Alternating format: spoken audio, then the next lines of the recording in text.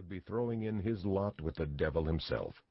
There could be no place in the Church or in heaven above for such agents of evil.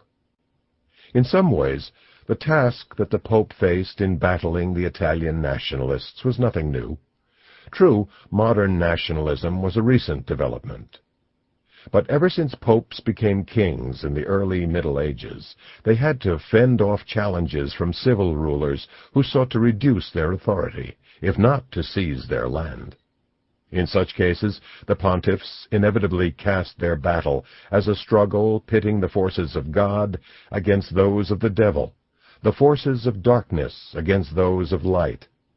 But rarely did they limit themselves to such otherworldly arguments, recognizing the benefits of marshaling more terrestrial forces to their side as well. If the popes held on to their Italian lands over centuries in which other regimes and other states rose and fell, and other borders shifted, it was also because they became masters of playing on the rivalries of Europe's secular rulers. And here we get to one of the embarrassing facts of Italian unification. It first came about, in 1859 to 1860, only through the assistance of a foreign army, the French, who helped drive the Austrians from the peninsula. It was completed with the taking of Rome in 1870, only when Pope Pius IX's former foreign protectors, Europe's two major Catholic powers, the French and the Austrians, decided for different reasons to abandon him to his fate. But still the newly unified Italy was a tenuous creature, born not of a mass nationalist movement, for relatively few Italians were involved, or even seemed to care, but of a fortunate coincidence of a small nationalist elite, an opportunistic Savoyard monarchy based in Turin in the northwest of the peninsula, a microscopic ragtag army under the command of a popular hero deeply distrusted by the emerging Italian government, and a series of European rivalries that prevented any of the continent's powers from heeding the Pope's desperate pleas. Italians, but also others who learn about Italian history today, are led to believe that the nation was securely established once Rome was taken in 1870. But it is an illusion, the product of a natural tendency to view history backward. In fact, in the first 2 decades of Rome's new position as capital of Italy, there was no certainty that the end of the Papal States was any less fleeting than it had been several decades earlier, when in the course of 10 years Napoleon deposed 2 popes and chased them from Rome. Nor did Catholics have to look back even that far to find grounds for hope. Little more than 2 decades earlier, in 1848, popular revolts had driven Pius IX, then in the first years of his papacy, into exile.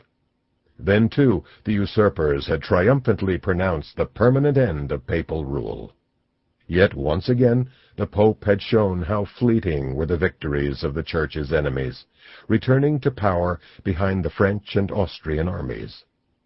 Why, loyal Catholics asked, should God's cause not triumph once more? Was he not still on the Pope's side? When, on September 20th, 1870, Italian troops finally broke through Rome's walls and claimed the city as part of the new Italian state, Pius proclaimed himself a prisoner of the Vatican. Denouncing the usurper state, he retreated into the Vatican complex and, spurning the government's entreaties, refused to come out. Confident that God would not long abandon his church, Pius did all he could to help the divine cause, from excommunicating Italy's founders, the king, his ministers, and his generals, to calling on Europe's Catholic rulers to come once again to his aid. Following the Pope's lead, the Catholic press assured its readers that Rome's sacrilegious conquerors would, like their predecessors, soon meet an ignominious end. The Papal States would return. A dramatic battle unfolded, the drama punctuated by the death of its 2 protagonists, Pius IX and Victor Emmanuel II, within a month of each other in 1878. Yet even with a new pope, Leo XIII, and a new king, Umberto I, both dramatically different from their predecessors, the battle continued, the stakes high, the outcome uncertain. This is the story told in the pages that follow, a story of outrageous accusations, mutual denunciations, terrible fears, and raucous public demonstrations, a chronicle of frenetic diplomacy and secret dealings. While the struggle was partly fought through symbols, ritual, and rhetoric, rocks were hurled along with epithets. War throughout Europe was prophesied, at the end of which many in the Vatican hoped and believed Italy would once again be carved up by foreign powers into a series of weak, dependent states, and the Pope returned to power in Rome. This battle, almost entirely unknown today outside scholarly circles, still leaves a deep mark on the Italian soul.